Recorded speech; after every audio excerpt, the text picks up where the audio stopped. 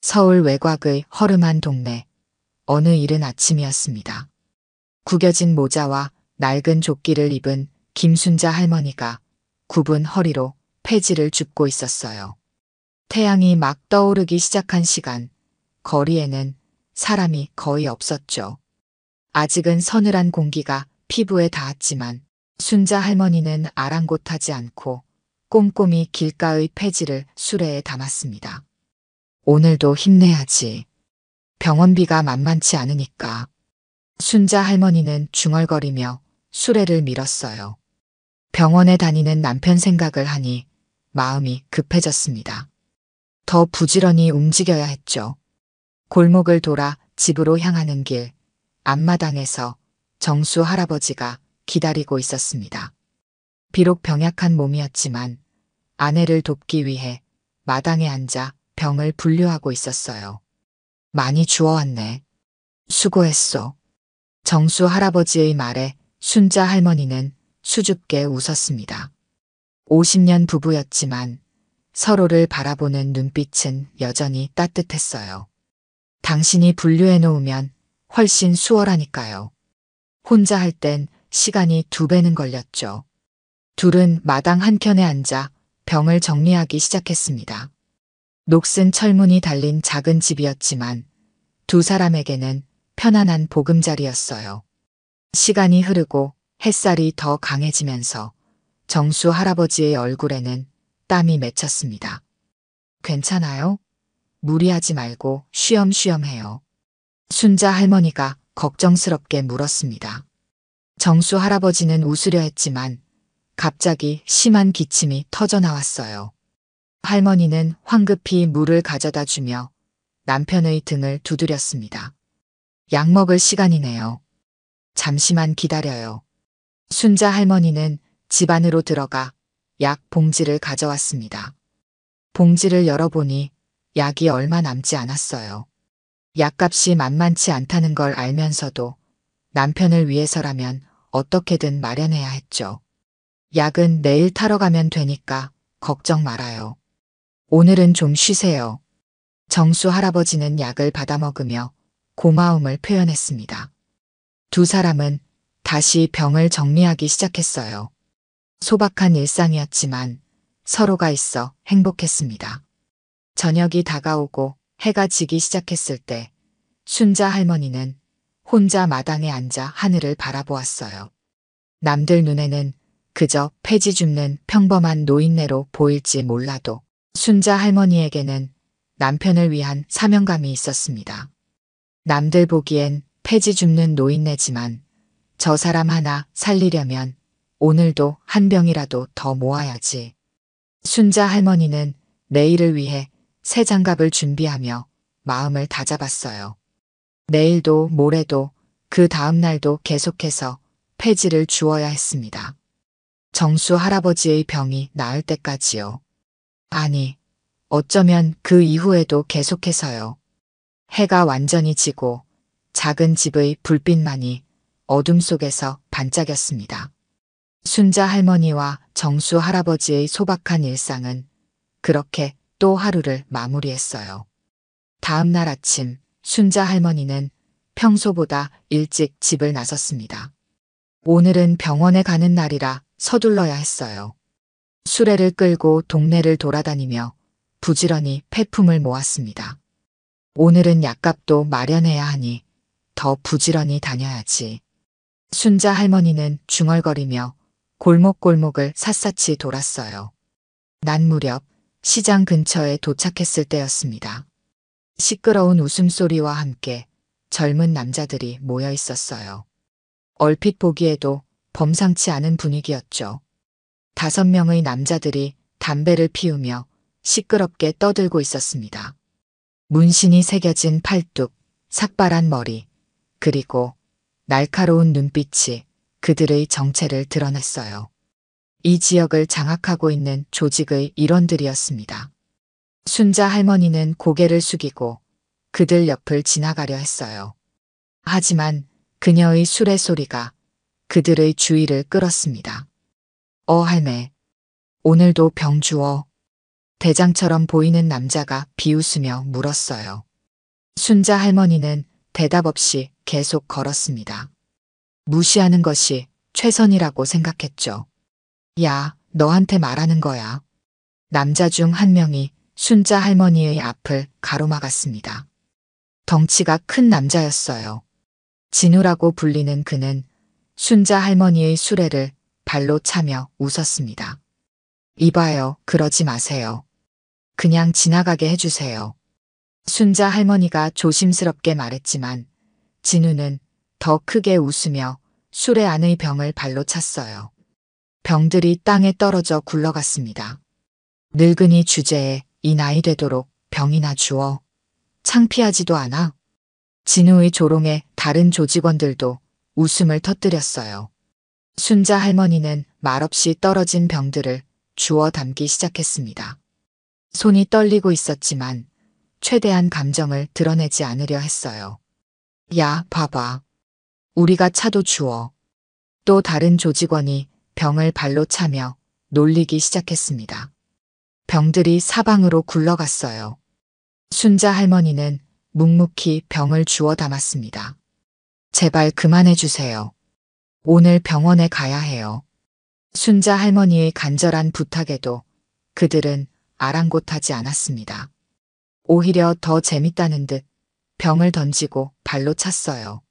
순자 할머니의 하루 수고가 순식간에 엉망이 되었습니다. 병원? 누구 아파? 할아버지? 그럼 빨리 주워야겠네. 진우는 비웃으며 병을 집어 멀리 던졌어요. 그 광경을 지켜보던 이웃 주민들이 혀를 차며 안타까워했지만 아무도 나서지 못했습니다. 그들의 세력이 두려웠던 거죠. 불쌍하네. 저렇게 괴롭힐 수가. 지나가던 아주머니가 작게 중얼거렸어요. 하지만 그뿐이었습니다. 순자 할머니는 혼자서 모든 병을 주었어요. 눈물이 나오려는 것을 참으며 마지막 병까지 수레에 담았습니다. 재미없네. 가자.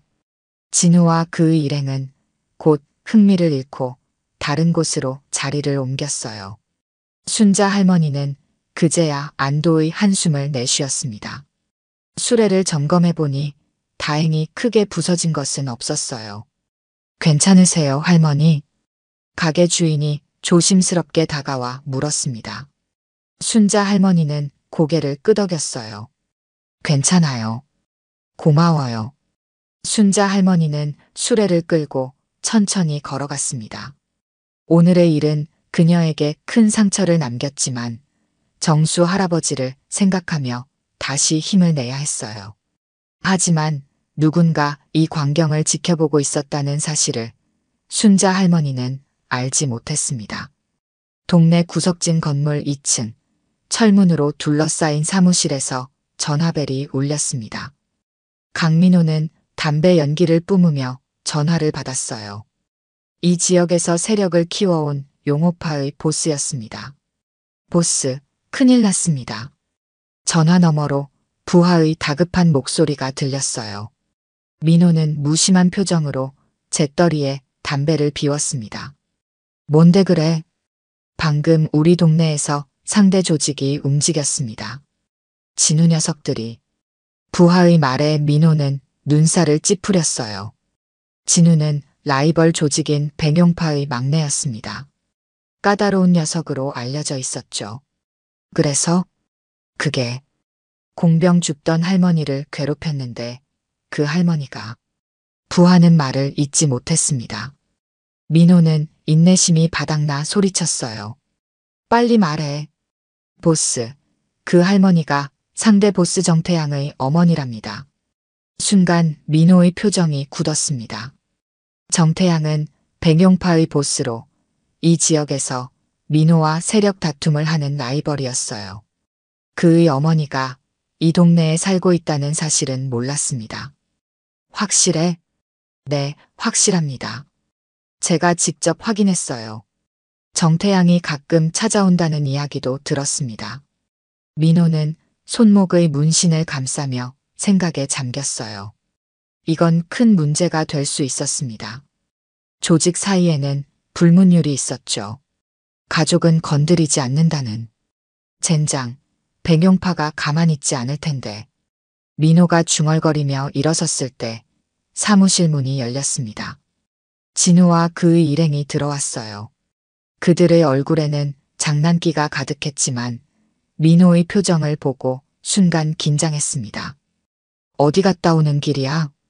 민호의 질문에 진우는 어깨를 으쓱했어요. 그냥 동네 한 바퀴 돌았습니다. 재미있는 일도 있었죠. 민호는 손짓하며 부하를 물러나게 했습니다. 그리고 진우에게 다가가 얼굴을 마주했어요. 내 놈들 지금 뭐 한 거야? 갑작스러운 호통에 진우와 일행들은 당황했습니다. 민호의 눈빛이 싸늘했어요. 뭐 했다는 거죠? 공병 줍는 할머니 괴롭혔다며. 진우는 웃으려다 말았습니다. 민호의 표정이 심상치 않았어요. 아, 그거요? 그냥 장난 좀 쳤을 뿐인데. 민호의 주먹이 테이블을 내리쳤습니다. 소리에 놀라 진우는 뒤로 물러섰어요. 그분이 정태양의 어머니란 걸 모르고 그랬어? 진우의 얼굴이 창백해졌습니다. 정태양이라는 이름은 이 바닥에서 두려움의 대상이었어요. 특히 가족에 대한 집착이 강한 인물로 알려져 있었죠. 정말요? 저희는 몰랐습니다. 진짜 몰랐어요. 진우와 일행들은 겁에 질려 벌벌 떨기 시작했습니다.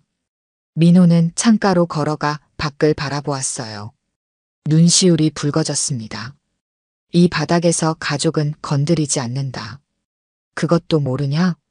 민호의 목소리가 떨렸습니다. 진우는 고개를 숙였어요. 죄송합니다, 보스. 어떻게 해야? 당장 가서 사과해. 그리고 앞으로 그 할머니 보이면 무조건 피해. 알았어? 민호의 명령에 진우는 연신 고개를 끄덕였습니다. 하지만 이미 늦었다는 것을 모두 알고 있었어요. 보스, 정태양이 알게 되면. 부하의 걱정스러운 말에 민호는 손을 들어 제지했습니다. 창밖으로 석양이 보였어요. 이미 알고 있을 거야. 그리고 가만히 있지 않을 거고. 민호는 어머니를 생각했습니다. 오래전 돌아가신 그의 어머니도 폐지를 주어 민호를 키웠어요. 그래서인지 오늘의 사건이 더 마음에 걸렸습니다. 보스, 어떻게 할까요? 부하의 질문에 민호는 깊은 한숨을 내쉬었어요. 기다려보자. 정태양이 먼저 움직일 거야. 사무실에 긴장감이 감돌았습니다. 모두가 다가올 폭풍을 예감하고 있었어요.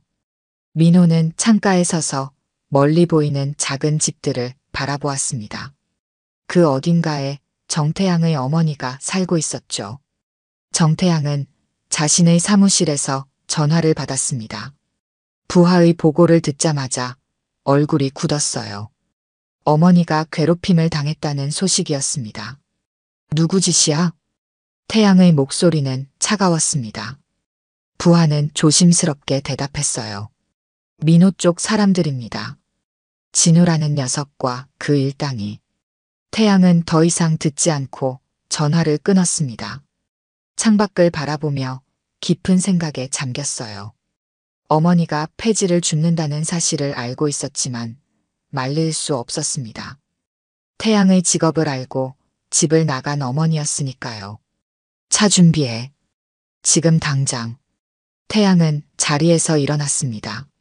하지만 부하가 조심스럽게 말했어요.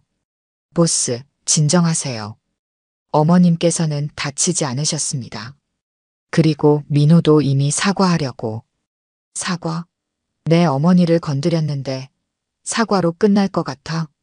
태양의 분노는 쉽게 가라앉지 않았습니다. 하지만 부하의 말이 옳았어요.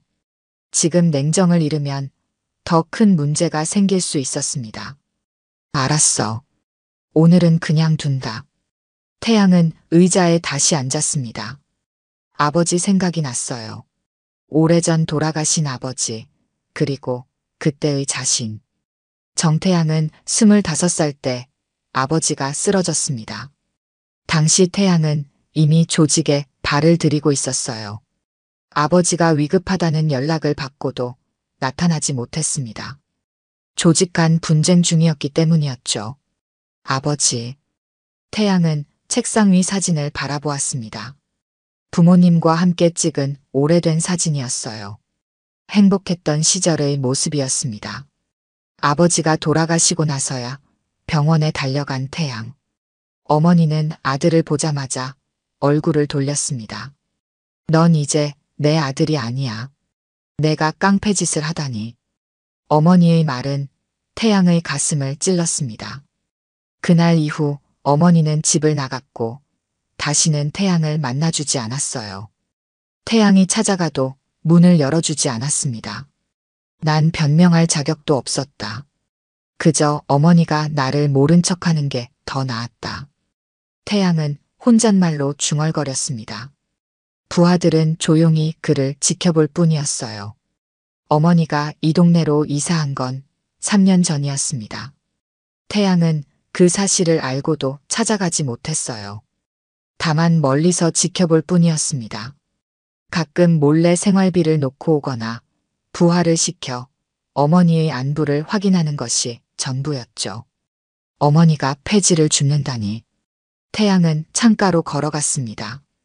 어머니가 아버지의 병원비를 마련하기 위해 폐지를 주었던 기억이 떠올랐어요.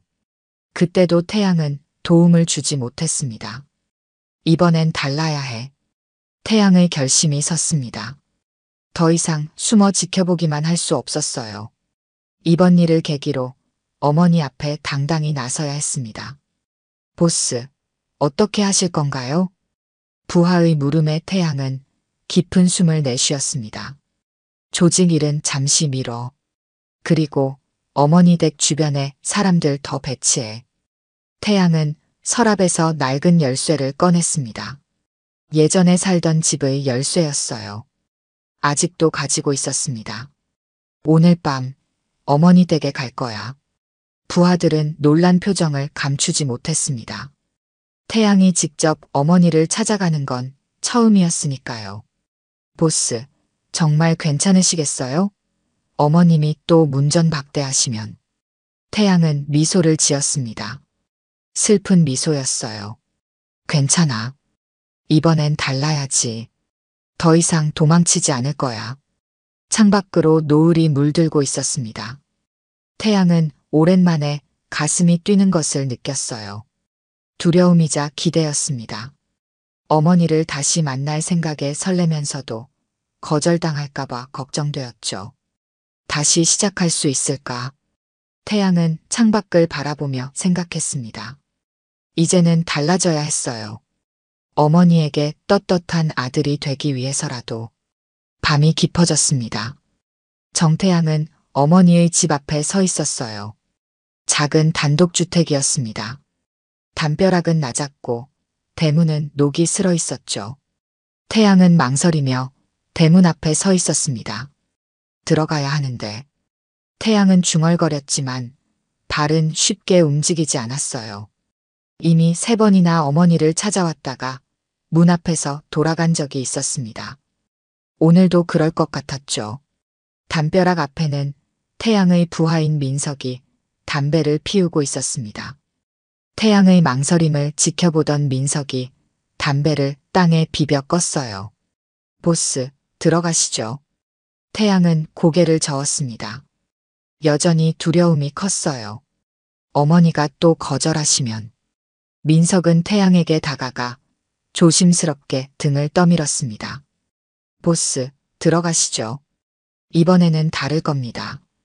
어머님도 많이 그리우실 거예요. 사실 제가 며칠 전부터 지켜봤는데 어머님이 종종 보스 사진을 보시더군요. 태양은 놀란 눈으로 민석을 바라보았습니다. 어머니가 아직 자신을 기억하고 있다는 사실이 가슴을 울렸어요. 정말이야? 네, 보스. 어머님은 매일 밤 액자 속 가족 사진을 꺼내보세요. 그리고 가끔은 눈물도 흘리시죠. 태양의 눈가가 붉어졌습니다. 용기를 내어 대문 앞으로 걸어갔어요.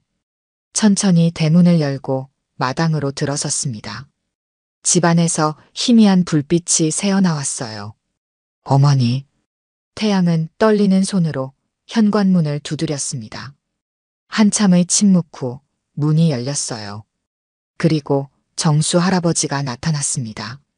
정수 할아버지는 태양을 보자 무뚝뚝한 표정으로 바라보았습니다. 아버지의 오랜 친구였죠. 태양이 조직에 발을 들인 후 아버지를 대신해 어머니를 돌봐주던 분이었어요. 왔구나. 정수 할아버지의 간단한 인사에 태양은 고개를 숙였습니다. 죄송함과 감사함이 뒤섞인 마음이었어요. 안녕하세요, 아저씨. 어머니는 안에 계셔. 들어가 봐. 정수 할아버지는 문을 활짝 열어주었습니다. 태양은 깊은 숨을 들이마시고 집 안으로 들어섰어요. 거실에는 작은 텔레비전이 켜져 있었고 그 앞에 순자 할머니가 앉아 있었습니다. 태양은 한동안 그 자리에 서서 어머니의 뒷모습을 바라보았어요. 더 야위어 보였습니다. 예전보다 허리도 더 굽었고 머리카락도 더 하얗게 변해 있었죠. 어머니. 태양의 목소리에 순자 할머니가 천천히 고개를 돌렸습니다. 놀란 눈으로 아들을 바라보았어요. 순간 침묵이 흘렀습니다. 태양아. 순자 할머니의 눈에서 눈물이 흘러내렸습니다. 태양은 조심스럽게 어머니에게 다가갔어요. 어머니, 제가 왔어요. 순자 할머니는 태양을 바라보며 떨리는 목소리로 물었습니다. 넌 아직도 나쁜 짓 하고 다니냐? 태양은 그 자리에 무릎을 꿇었습니다. 어머니 앞에서 더 이상 숨기고 싶지 않았어요. 죄송합니다, 어머니. 정말 죄송합니다. 태양의 눈에서도 눈물이 흘러내렸습니다. 순자 할머니는 떨리는 손으로 아들의 얼굴을 만졌어요. 왜 이제 와서? 다시는 안 할게요. 제발 용서해 주세요. 태양은 고개를 숙인 채 울먹였습니다. 어린아이처럼 어머니 앞에서 무너져 내렸어요. 순자 할머니는 아들의 머리를 쓰다듬었습니다. 내가 얼마나 기다렸는지 알아? 내가 올 때까지. 태양은 놀란 눈으로 어머니를 바라보았습니다. 화가 날 거라 생각했는데 어머니의 눈에는 그리움과 사랑만이 가득했어요. 폐지를 주우면서도 항상 내 생각을 했단다. 내가 밤에 몰래 와서 돈을 두고 가는 것도 알고 있었어. 태양은 더욱 고개를 숙였습니다. 어머니가 모든 걸 알고 있었다니 부끄러웠어요. 이제 집으로 돌아올 거지? 순자 할머니의 질문에 태양은 고개를 끄덕였습니다. 마음속으로 이미 결심한 일이었어요. 네, 어머니. 이제 돌아올게요. 다시는 떠나지 않을게요. 정수 할아버지는 조용히 방으로 들어갔다가 차를 가지고 나왔습니다. 세 사람은 함께 앉아 차를 마시며 오랜만에 가족의 시간을 보냈어요. 태양은 마음속으로 굳게 다짐했습니다. 이제 새로운 삶을 시작하겠다고. 어머니를 위해, 그리고 자신을 위해서. 다음 날 아침, 태양은 일찍 일어나 어머니의 집에서 아침을 준비했습니다. 오랜만에 가족과 함께하는 아침이었어요. 순자 할머니는 아들이 부엌에서 음식을 만드는 모습을 보며 미소 지었습니다. 어머니, 식사 준비됐어요. 태양이 정성스럽게 차린 밥상을 보며 순자 할머니는 감동했습니다. 서툰 솜씨였지만 진심이 담겨 있었어요. 이걸 다 어디서 배웠니? 군대에서요. 남몰래 연습했어요. 언젠가 어머니께 해드리고 싶어서. 세 사람은 함께 식사를 하며 이야기를 나눴습니다. 태양은 결심을 이야기했어요. 어머니, 저 이제 조직 청산할 거예요. 정상적인 삶을 살고 싶습니다. 순자 할머니는 놀란 표정으로 아들을 바라보았습니다. 정말 가능한 일일까 의문이 들었어요. 그게 쉬운 일이 아닐 텐데. 알아요. 하지만 이미 마음먹었어요. 어머니와 아버지를 위해서라도 해야 합니다. 태양은 단호했습니다. 그동안 쌓아온 세력과 권력을 포기하는 것은 쉽지 않았지만 이제는 가족이 더 중요했어요. 오전, 태양은 자신의 사무실로 향했습니다. 부하들을 모두 불러 모았어요. 민석을 비롯한 핵심 부하들이 모였습니다. 오늘부로 우리 조직은 해산한다. 갑작스러운 선언에 모두가 놀랐습니다. 아무도 말을 하지 못했어요. 다들 들었지? 이제 각자의 길을 가라. 더 이상의 불법 활동은 없다. 민석이 앞으로 나섰습니다. 그의 눈에는 걱정이 가득했어요. 보스, 그게 가능할까요? 상대 조직도 있고 우리가 가진 세력도 있는데. 태양은 단호하게 고개를 끄덕였습니다. 이미 모든 것을 계획해 놓았어요. 합법적인 사업으로 전환할 거다. 원하는 사람은 나와 함께 일하고 그렇지 않은 사람은 각자의 길을 가면 된다. 태양은 서랍을 열어 서류 뭉치를 꺼냈습니다. 몇 년 동안 준비해온 계획이었어요. 이건 재활용센터 사업 계획서다. 어머니처럼 폐지를 모으는 노인들을 돕는 사업이지. 관심 있는 사람은 함께 하자. 부하들은 놀란 눈으로 서로를 바라보았습니다. 태양이 이런 생각을 하고 있었다니 예상치 못한 일이었어요. 저는 보스와 함께 하겠습니다. 민석이 먼저 나섰습니다. 이어서 몇몇 부하들도 동참 의사를 밝혔어요. 모두가 그렇지는 않았지만 태양에게는 충분했습니다. 고맙다. 이제 각자 정리할 시간을 갖자. 일주일 후에 다시 모이자. 태양은 사무실을 정리하기 시작했습니다. 그동안의 기록과 문서들을 모두 처리했어요. 불법적인 내용은 모두 파기하고 필요한 것만 남겼습니다. 오후 태양은 민호를 만났습니다. 라이벌이었지만 이번 일은 직접 말해야 했어요. 내가 조직을 접는다. 민호는 놀란 표정을 감추지 못했습니다. 동네 주점에서 만난 두 사람은 오랜 라이벌이었지만 이날만큼은 그냥 두 남자였어요. 농담하지 마. 내가 왜? 어머니 때문이야. 이제 가족과 함께 살기로 했어. 민호는 잠시 생각에 잠겼습니다. 그도 어머니가 그리웠던 순간들이 있었어요. 내 결정을 존중한다. 하지만 내 자리를 노리는 사람들이 많을 거야. 알아. 그래도 괜찮아. 이미 마음을 정했으니까. 두 사람은 마지막으로 술잔을 부딪히고 헤어졌습니다. 라이벌의 끝이자 새로운 인연의 시작이었어요. 저녁 태양은 어머니의 집으로 돌아왔습니다. 순자 할머니는 아들을 기다리고 있었어요. 어떻게 됐니? 다 정리했어요, 어머니. 이제 정상적인 삶을 살 거예요. 순자 할머니는 아들을 따뜻하게 안아주었습니다. 오랫동안 기다려온 순간이었어요. 다시는 험한 길 가지 말아라. 내 아버지도 그걸 원하셨을 거야. 태양은 어머니의 손을 꼭 잡았습니다. 더 이상 숨기고 도망치지 않을 거였어요. 엄마, 이제는 제가 지킬게요. 아버지도 그리고 엄마도.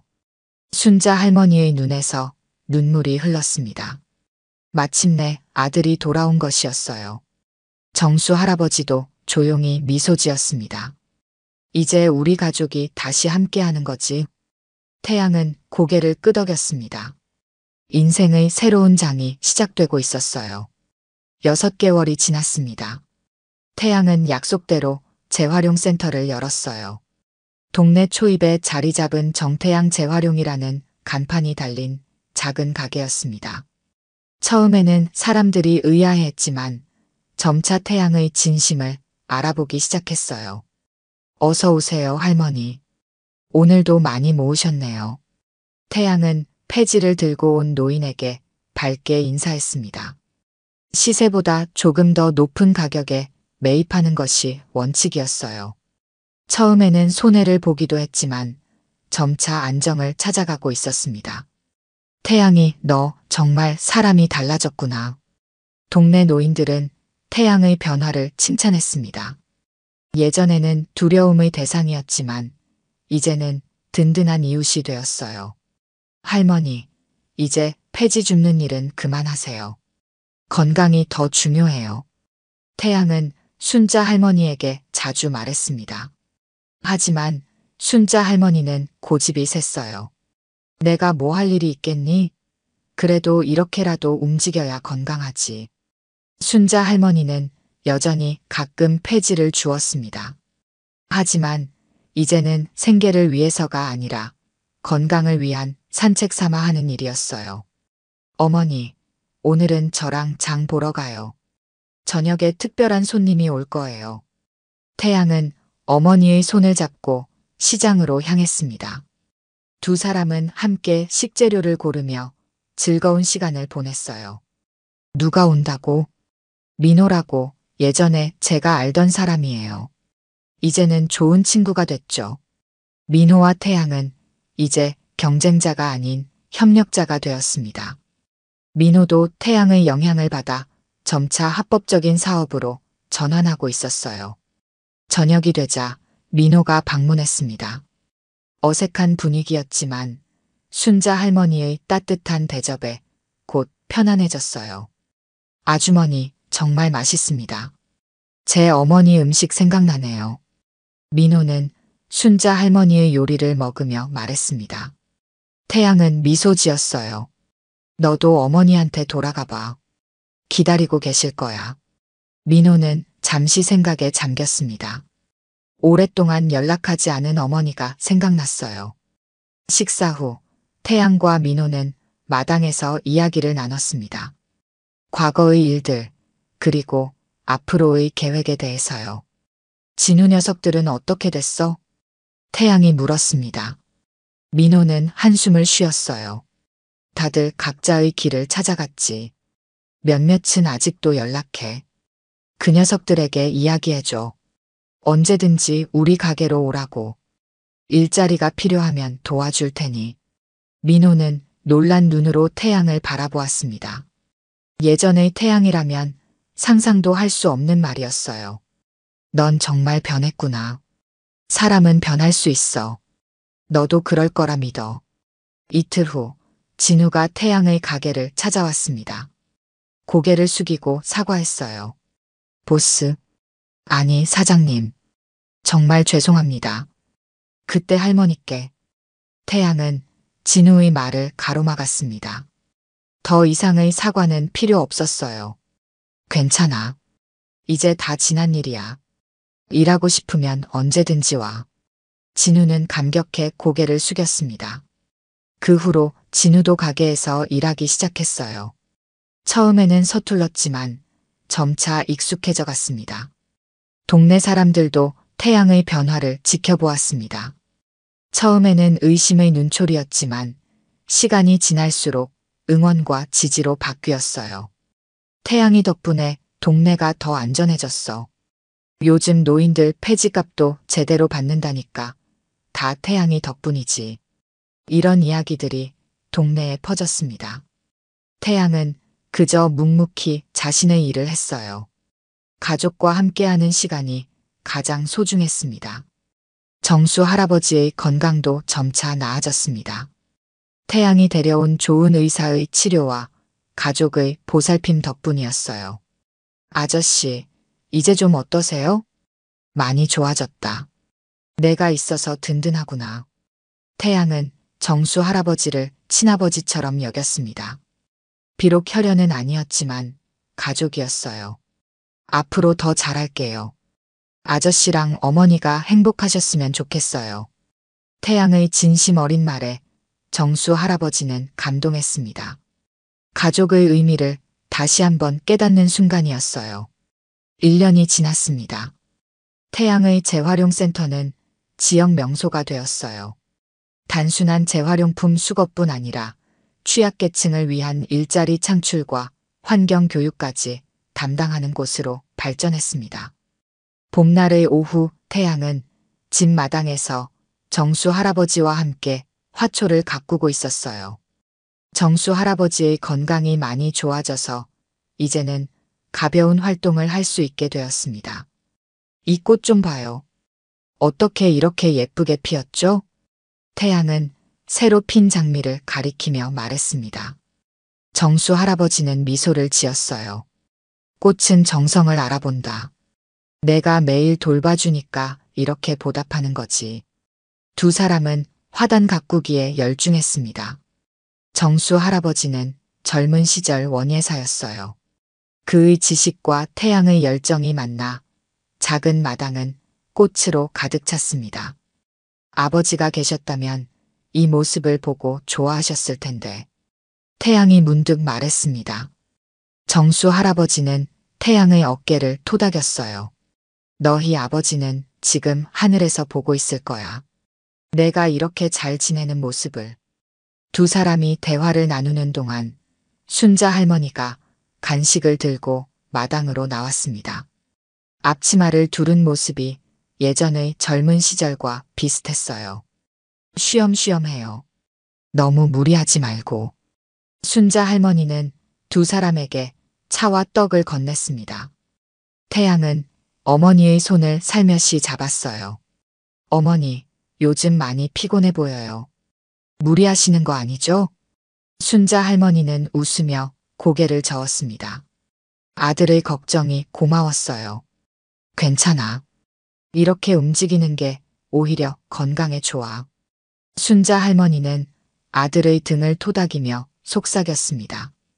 주름진 손이었지만 따뜻함은 변함없었어요. 잘했다, 우리 아들. 짧은 말이었지만 태양에게는 무엇보다 큰 위로가 되었습니다. 어머니의 인정은 그가 가장 원하던 것이었어요.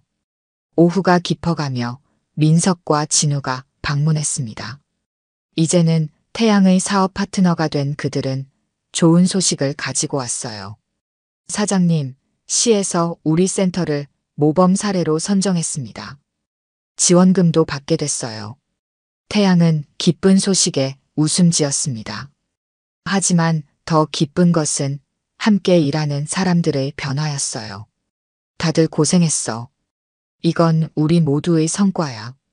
민석과 진우도 이제는 완전히 달라진 모습이었습니다.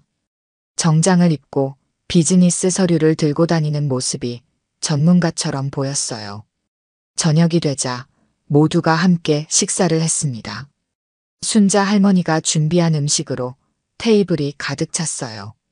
웃음소리가 집안에 가득했습니다. 정말 행복하네요. 태양이 문득 말했습니다. 모두가 고개를 끄덕였어요. 힘든 시간도 있었지만 지금의 행복이 더 소중했습니다. 식사 후 태양은 아버지의 사진 앞에 잠시 앉았습니다. 가족 사진 속 아버지의 미소가 오늘따라 더 밝아 보였어요. 아버지, 보고 계시죠? 저 이제 바르게 살고 있어요. 어머니도 건강하시고요. 태양은 마음속으로 아버지와 대화했습니다. 이제는 후회와 죄책감보다 감사함이 더 컸어요. 정수 할아버지가 조용히 다가와 태양의 옆에 앉았습니다. 아버지는 항상 내가 올바른 길을 찾길 바라셨어. 이제 그 소원이 이루어졌구나. 태양은 고개를 끄덕였습니다. 눈시울이 붉어졌지만 이번엔 행복한 눈물이었어요.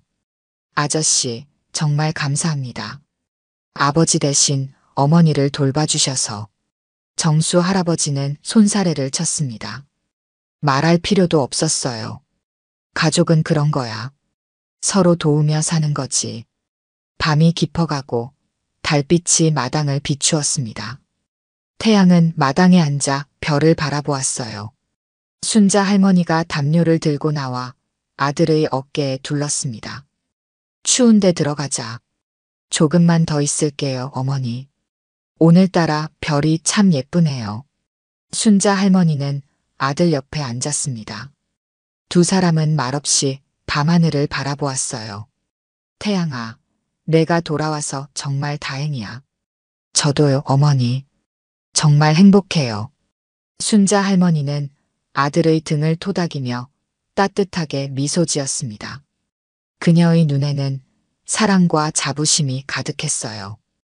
잘했다. 우리 아들. 태양은 어머니의 손을 꼭 잡았습니다.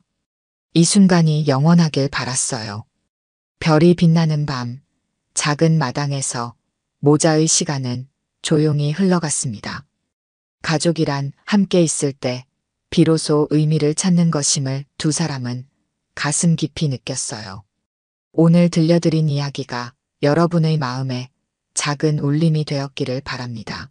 이야기가 좋으셨다면 좋아요와 구독 부탁드려요. 다음 사연을 들려드리는데 큰 힘이 된답니다.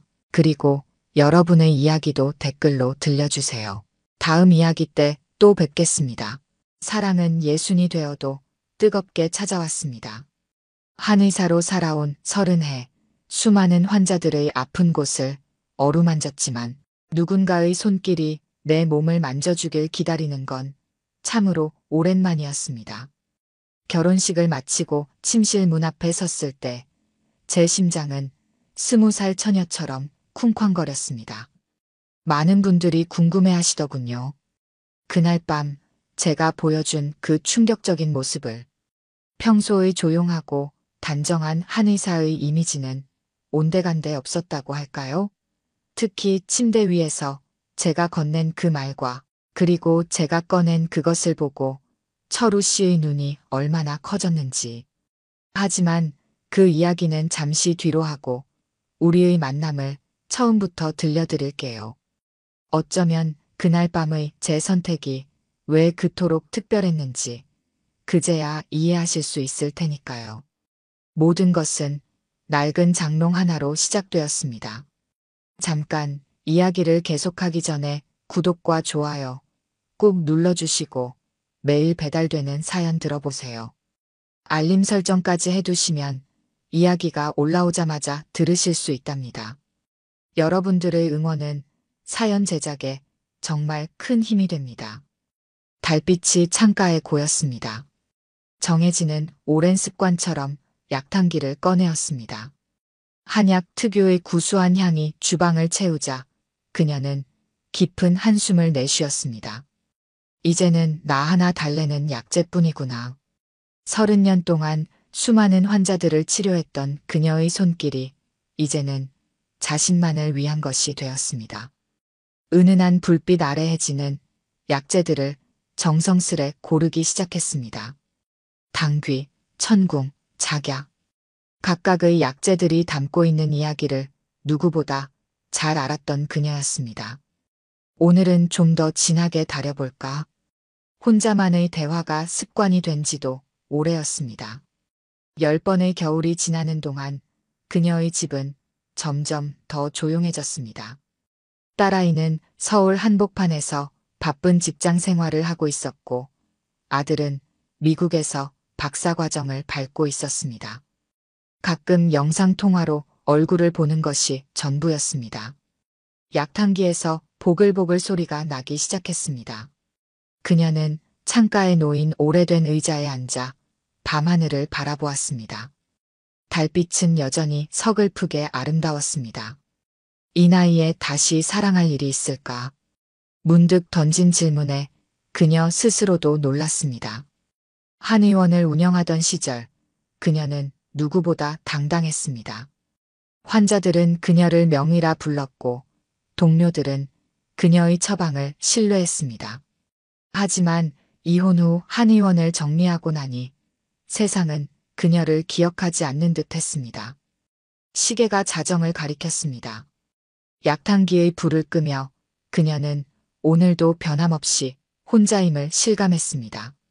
따뜻한 한약을 한 모금 들이키자 쓴맛이 혀끝을 감쌌습니다. 내일은 동문회에 가봐야겠네. 한방병원 동문회 초대장이 탁자 위에 놓여 있었습니다.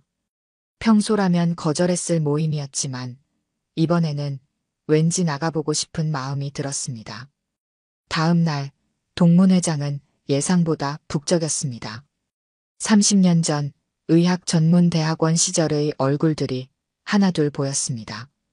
그때 그녀의 눈에 한 남자가 들어왔습니다. 혜진아. 심장이 멎는 듯 했습니다. 오지훈이었습니다. 경희대학교 의과대학 교수라는 명함을 내밀며 그가 다가왔습니다. 너 여전히 아름답구나. 그의 목소리는 30년 전과 똑같았습니다. 대학 시절 그들은 누구보다 뜨거운 사랑을 나누었습니다. 하지만 졸업을 앞두고 그는 재벌가 딸과의 약혼을 알렸고 그렇게 그들의 사랑은 끝이 났습니다. 선배도 여전하시네요. 그녀는 최대한 담담하게 대답했습니다. 하지만 심장은 여전히 뛰고 있었습니다. 그는 와인 잔을 들며 그녀에게 말을 걸었습니다. 요즘은 어떻게 지내? 한 의원은 정리했어요. 이제는 조용히 지내고 있죠. 아직도 약 다리는 걸 좋아해? 그가 기억하고 있다는 사실이 그녀를 당황스럽게 했습니다. 대학 시절 그녀는 항상 약재 연구실에서 시간을 보냈고 그는 그런 그녀를 묵묵히 기다려 주었습니다. 습관이 됐나 봐요. 이제는 나를 위한 약재뿐이지만 그는 잠시 말없이 그녀를 바라보았습니다. 시간이 멈춘 것 같았습니다. 그때 누군가가 그를 부르는 소리가 들렸습니다. 먼저 가보겠습니다. 그가 자리를 떠난 후에도 그녀의 마음은 쉽게 가라앉지 않았습니다. 집으로 돌아오는 길, 달빛은 여전히 차갑게 빛나고 있었습니다. 약탕기에서는 또다시 보글보글 소리가 났습니다. 이제 와서 왜? 그녀는 창밖을 바라보며 중얼거렸습니다. 마음 한켠이 흔들리고 있다는 것을 부정할 수 없었습니다. 하지만 그녀는 알고 있었습니다. 사랑은 때로 추억으로 남는 것이 좋다는 것을. 약탕기의 불을 끄며 그녀는 결심했습니다. 내일은 오래된 장롱을 수리하러 가기로 했습니다. 새로운 하루를 시작하는 것. 그것이 그녀가 할 수 있는 최선이었습니다. 오래된 장롱을 들고 공방을 찾아가는 길은 생각보다 멀었습니다. 골목길 끝에 자리 잡은 공방은 세월의 흔적이 고스란히 묻어있는 곳이었습니다. 청우공방이라는 낡은 간판이 가을바람에 살짝 흔들렸습니다. 혜진은 잠시 망설였습니다. 장롱은 친정어머니가 남겨주신 것이었습니다. 서랍 하나가 비뚤어진 것을 보고 수리를 결심했지만 낯선 공방을 찾아온 것이 조금 불안했습니다. 문을 열자 나무 향이 가득했습니다. 공방 안은 시간이 멈춘 듯 했습니다. 창가에는 반듯하게 정리된 연장들이 빛났고 벽면에는 완성된 가구들이 늘어서 있었습니다. 그때 작업실 안쪽에서 발소리가 들렸습니다. 강철우는 묵직한 걸음으로 나왔습니다. 왼쪽 다리를 절뚝거리는 모습이 역력했지만 그의 눈빛은 단단했습니다. 말없이 장롱을 살펴보던 그는 고개를 끄덕였습니다. 혜진은 장롱의 상태를 설명하면서 문득 서랍 안쪽에 묻어있는 얼룩을 발견했습니다. 한약 자국이었습니다. 그녀는 자연스럽게 한약재로 목재를 관리하는 방법을 이야기했습니다. 철우의 눈빛이 달라졌습니다. 그는 작업실 한켠에서 오래된 서한을 꺼냈습니다. 표면이 거칠어진 목재를 보며 혜진은 자연스럽게 당귀와 천궁을 달인 물로 닦아내는 방법을 설명했습니다. 전통 한의학의 지혜가 목공예와 만나는 순간이었습니다. 시간은 물 흐르듯 지나갔습니다. 철우는 말은 적었지만 그의 손길은 장롱의 구석구석을 정성스럽게 어루만졌습니다. 혜진은 그의 작업을 지켜보며 묘한 편안함을 느꼈습니다. 하지만 그가 작업대 앞에서 일어날 때마다 절뚝거리는 모습이 눈에 들어왔습니다.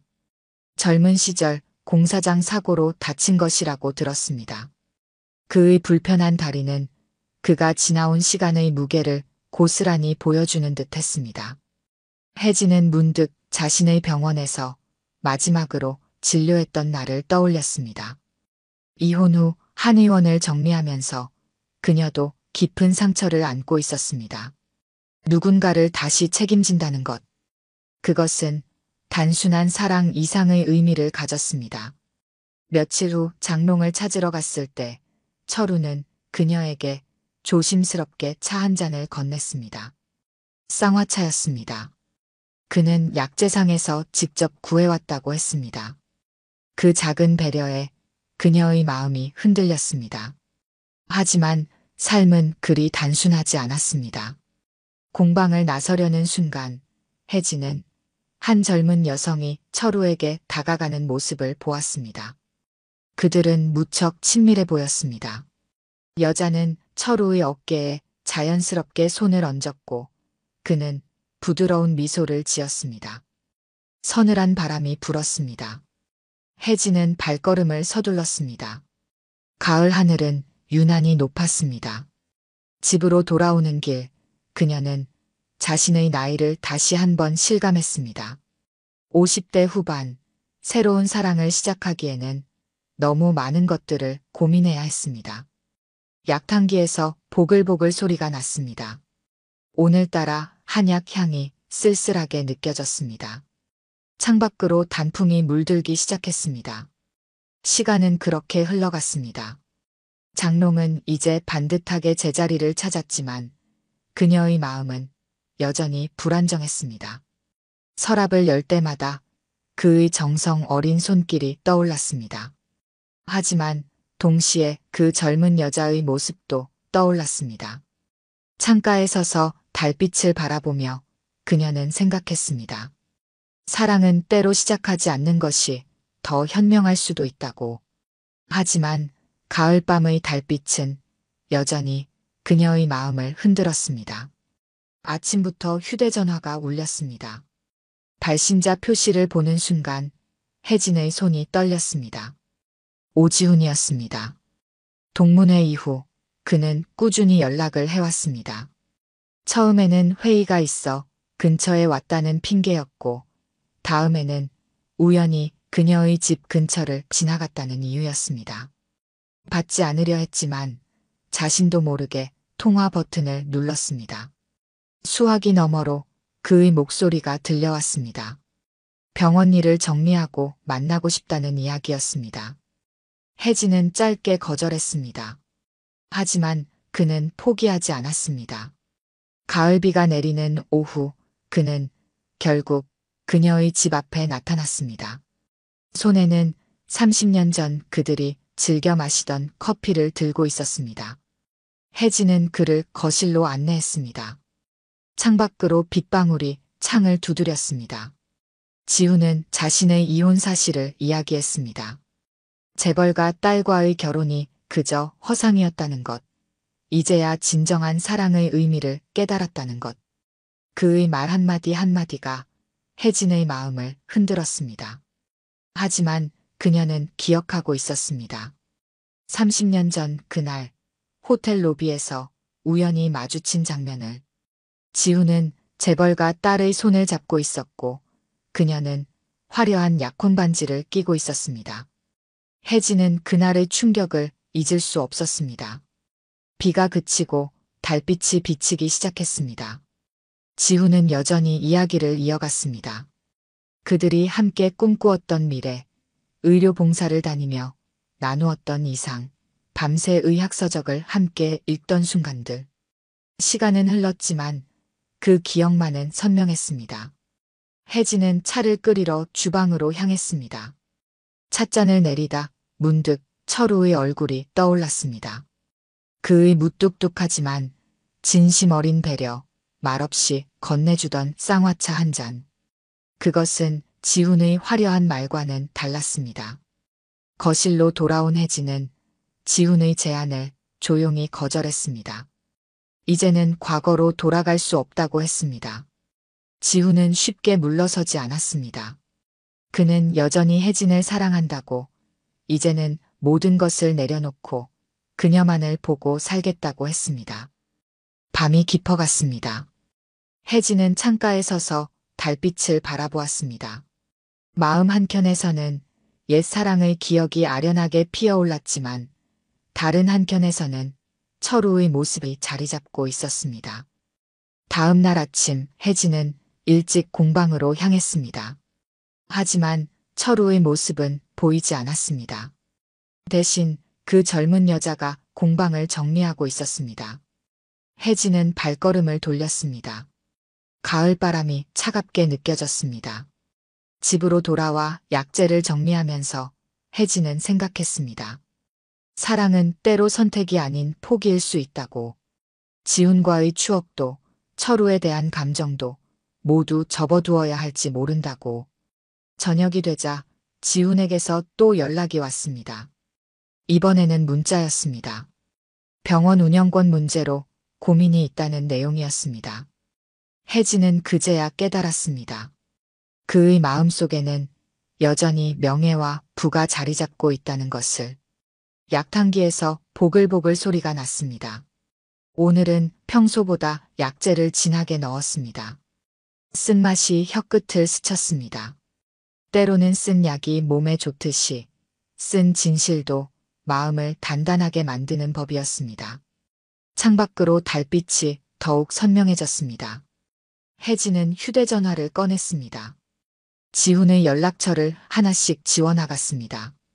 과거는 과거로 남겨두기로 했습니다.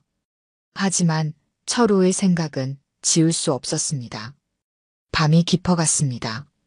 달빛은 여전히 창가에 머물러 있었습니다.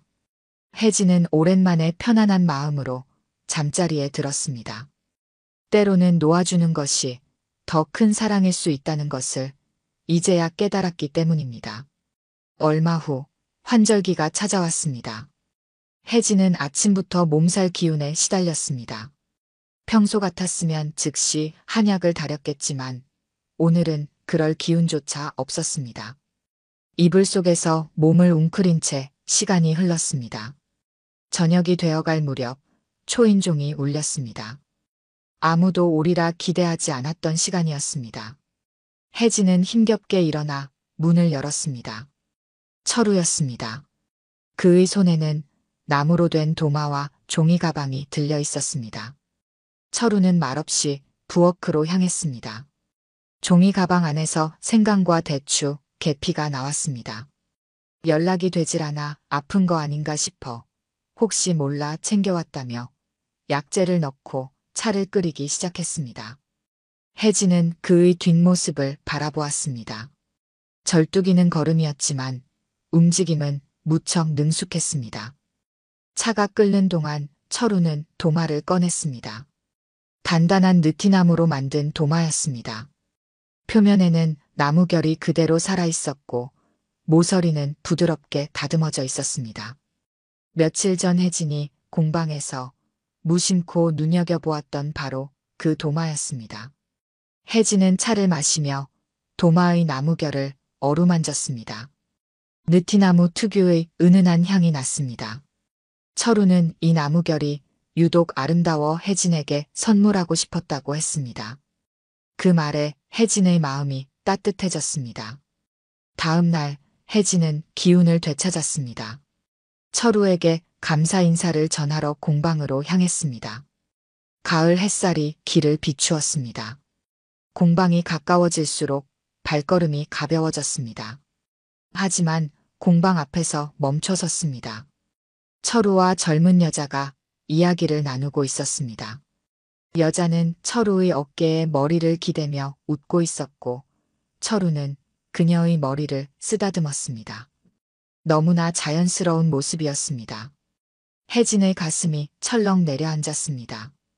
어제의 따뜻함이 한순간에 차가워졌습니다. 발걸음을 돌렸습니다. 돌아오는 길이 왠지 멀게 느껴졌습니다. 집으로 돌아온 혜진은 창가에 멍하니 앉아 있었습니다. 도마의 나무결을 만지작거렸습니다. 어쩌면 그의 친절은 모든 이에게 동일한 것일지도 모른다는 생각이 들었습니다. 혜진은 문득 자신의 모습이 우스워졌습니다. 나이 60을 바라보는 여자가 20살 소녀처럼 가슴앓이를 하고 있다니. 하지만 마음은 나이를 속일 수 없었습니다. 밤이 깊어갔습니다. 약탕기에서 보글보글 소리가 났습니다. 혜진은 도마를 식탁 깊숙이 넣어두었습니다. 이제는 공방에 가지 않기로 했습니다. 어쩌면 처음부터 이런 결말을 예상했는지도 모릅니다. 다음 날부터 혜진은 바쁘게 지냈습니다. 오랫동안 미뤄두었던 집안 정리를 시작했습니다. 장롱 속 옷가지들을 정리하고 오래된 책들을 분류했습니다. 그러다 문득 철우가 수리해준 장롱 서랍을 열었습니다. 서랍 안에서 작은 쪽지가 나왔습니다. 철우의 글씨였습니다. 나무도 사람처럼 시간이 흐르면 상처가 아물어갑니다. 그 한 줄에 혜진의 눈시울이 붉어졌습니다. 창밖에는 단풍이 물들기 시작했습니다. 혜진은 약탕기를 꺼내려다 멈췄습니다. 오늘은 약을 다리지 않기로 했습니다. 때로는 아픔도 필요한 법이니까요. 달빛이 창가에 고였습니다. 그날 밤 혜진은 오랜만에 일기를 썼습니다. 사랑은 왜 이리 어려운 걸까요? 나이가 들수록 더욱 그렇습니다. 하지만 이제는 압니다. 모든 관계에는 설명할 수 없는 부분이 있다는 것을. 그리고 그것을 인정하는 것이 어쩌면 성숙한 사랑의 시작일지도 모른다는 것을. 창밖의 달빛은 여전히 차갑게 빛났습니다. 하지만 혜진의 마음은 조금씩 평온을 찾아갔습니다. 어쩌면 이것도 나이들의 한 부분일지도 모른다고 생각했습니다. 한의사회 건물 카페테리아는 한적했습니다. 혜진은 커피잔을 매만지며 자리에 앉았습니다. 오지훈이 보자고 한 장소였습니다. 병원이 아닌 곳에서 만나자는 그의 제안이 의아했지만 이야기를 들어보기로 했습니다. 유리창 너머로 도시의 늦가을 풍경이 보였습니다. 마른 낙엽이 바람에 휘날렸습니다. 그때 지훈이 들어왔습니다. 평소의 의사 가운 대신 고급스러운 캐시미어 코트를 입은 모습이었습니다. 지훈은 자신의 마음을 길게 이야기했습니다. 젊은 시절의 선택이 얼마나 후회되는지, 이제는 진정한 사랑의 의미를 깨달았다는 것, 혜진을 잊은 적이 없다는 것. 눈빛은 진지해 보였습니다. 혜진아, 내가 모든 걸 정리하고 너에게 가고 싶어. 그의 말이 끝나기도 전에 전화벨이 울렸습니다. 지훈은 잠시 실례하겠다며 자리를 피했습니다. 그의 목소리가 카페 한켠에서 들려왔습니다. 병원 이사장과의 통화였습니다. 네, 이사장님. 병원 인수건 잘 진행되고 있습니다. 네, 그분 따님과의 만남도 긍정적으로 검토하고 있습니다. 제가 새 병원의 운영을 맡게 된다면 그쪽과의 관계도 중요하니까요. 통화는 길지 않았습니다. 하지만 혜진의 마음속에서 무언가가 완전히 깨어졌습니다. 돌아온 지훈의 얼굴에는 아무 일 없다는 듯 여전히 부드러운 미소가 걸려 있었습니다. 서울의 새 병원을 맡게 될 것 같아. 거기서 우리가 함께. 혜진은 그의 말을 끊었습니다. 조용히 자리에서 일어섰습니다. 더 이상의 설명은 필요하지 않았습니다. 30년이 지났지만 그의 본질은 변하지 않았습니다.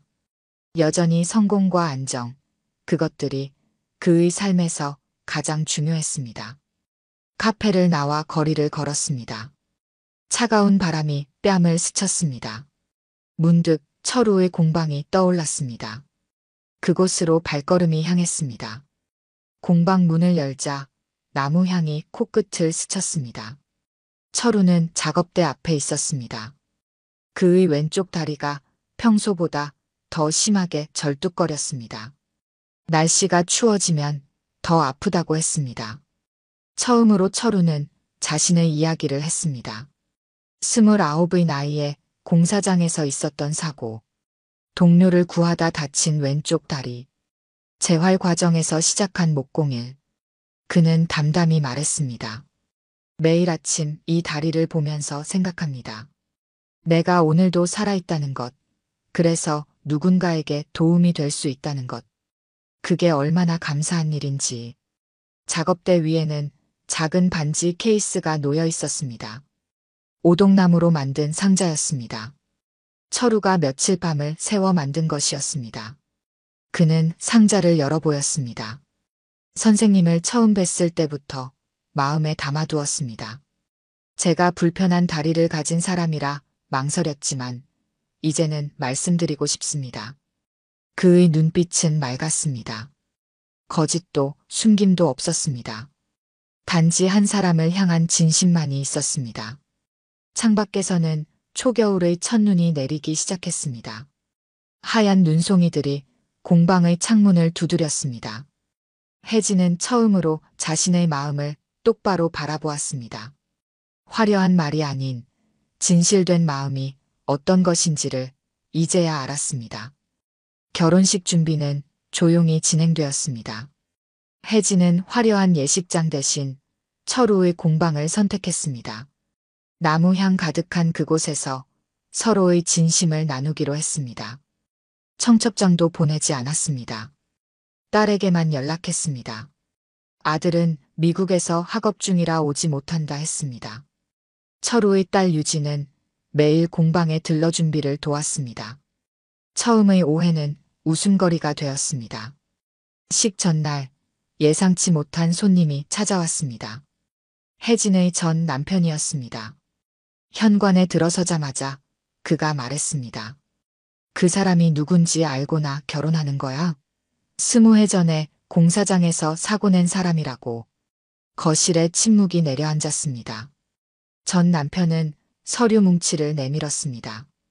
20년 전 신문 기사였습니다. 공사장 안전사고.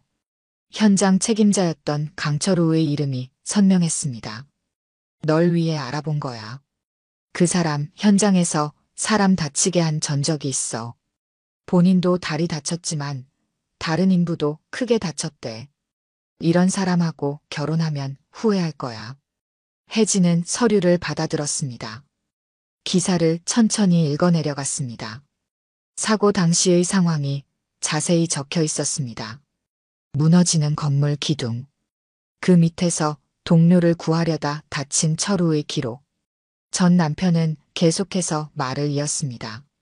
철우의 과거를 캐내어 늘어놓았습니다. 하지만 혜진의 귀에는 들리지 않았습니다. 그녀의 눈앞에는 매일 아침 절뚝이는 다리로 일어나 작업대 앞에 서는 철우의 모습만이 선명했습니다. 그래서 뭐가 문제인가요?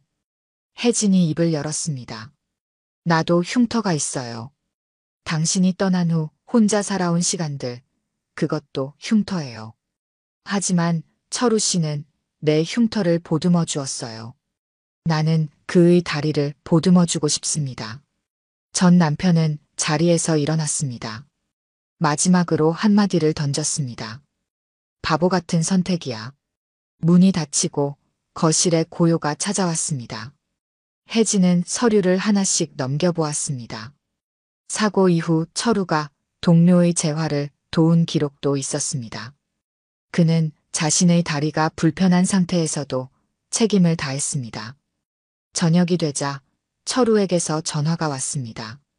그는 담담히 말했습니다. 드릴 말씀이 있습니다. 공방으로 향했습니다. 작업실 안은 나무 향이 가득했습니다. 철우는 의자를 내어주고 이야기를 시작했습니다. 사고의 전말, 그날의 기억, 책임감으로 괴로웠던 시간들. 그는 모든 것을 털어놓았습니다. 선생님께 숨기고 싶지 않았습니다. 때가 되면 꼭 말씀드리려 했어요. 제가 부족한 사람이라는 것 알아주셨으면 했습니다. 혜진은 자리에서 일어나 그의 앞에 섰습니다. 처음으로 그의 왼쪽 다리를 똑바로 바라보았습니다. 그리고 손을 내밀어 그의 무릎을 감쌌습니다. 당신의 다리는 부족함이 아니에요. 누군가를 위해 자신을 내어준 증거니까요. 내일도 모레도 우리는 서로의 불완전함을 안고 걸어가면 됩니다. 창밖으로 초겨울의 찬바람이 불어왔습니다. 하지만 작업실 안은 따뜻했습니다. 나무는 시간이 흐를수록 더욱 단단해지는 법. 그들의 사랑도 그러했습니다.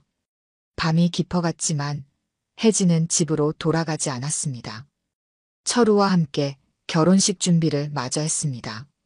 작은 꽃병에 들국화를 꽂고 나무 의자들을 닦았습니다.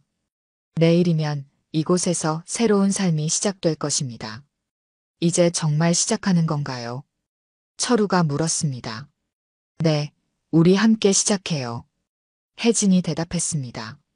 서로의 상처를 어루만지며 걸어갈 길이 그들 앞에 펼쳐져 있었습니다. 작은 결혼식이 끝난 후 철우는 혜진을 새로 준비한 집으로 데려왔습니다. 현관문을 열자 은은한 향이 맴돌았습니다. 백단향이었습니다. 혜진이 즐겨 쓰던 한약재의 향을 기억해 준비한 것이었습니다. 여기가 우리 집인가요? 거실 창 너머로 도시의 불빛이 반짝였습니다. 철우는 혜진의 손을 잡고 집안을 천천히 안내했습니다. 주방에는 그가 직접 만든 찻장이 자리했고 침실에는 오동나무 장롱이 놓여 있었습니다. 모든 가구에는 그의 정성이 깃들어 있었습니다. 밤이 깊어갔습니다. 철우는 왼쪽 다리가 불편한 듯 자주 자세를 바꾸었습니다. 혜진은 그의 곁으로 다가갔습니다. 손길이 닿자 철우의 숨소리가 가빠졌습니다. 괜찮아요.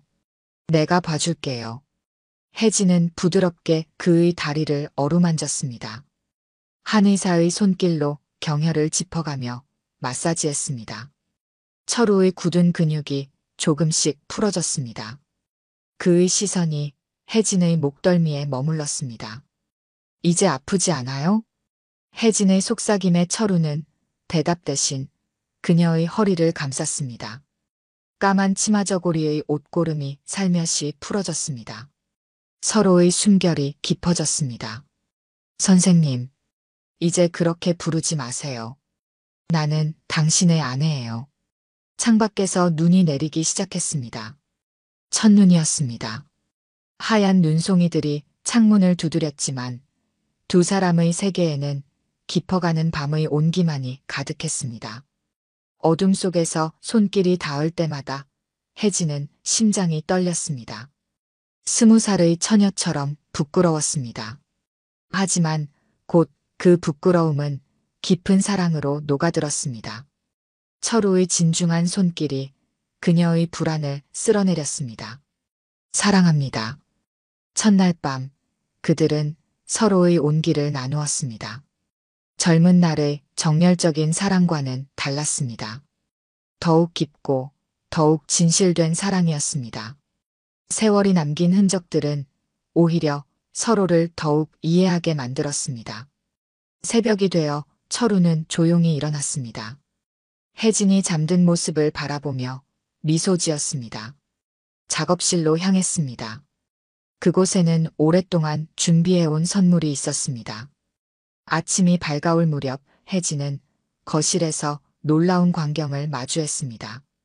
철우가 만든 작은 한방 가구들이 가지런히 놓여 있었습니다. 약재를 보관하는 장, 침통을 넣는 서랍, 한약을 다리는 틀까지 모두 그녀를 위해 정성껏 만든 것들이었습니다. 당신을 위한 작은 한의원입니다. 이제는 혼자가 아니니까 다시 시작해보는 건 어떨까요? 혜진의 눈시울이 붉어졌습니다. 철우는 그녀의 어깨를 감싸 안았습니다. 우리 천천히 함께 늙어가요. 당신의 처방전으로 아픈 이들을 치료하고 내 가구로 그들의 집을 채우면서 아침 햇살이 방 안가득 퍼졌습니다. 새하얀 눈이 쌓인 바깥 세상은 고요했습니다. 그들의 새로운 인생이 시작되는 순간이었습니다. 오늘 들려드린 이야기가 여러분의 마음에 작은 울림이 되었기를 바랍니다. 아까 깜빡하신 분들이 계셨다면 좋아요와 구독 부탁드려요. 다음 사연을 들려드리는데 큰 힘이 된답니다. 그리고 여러분의 이야기도 댓글로 들려주세요. 다음 이야기 때 또 뵙겠습니다.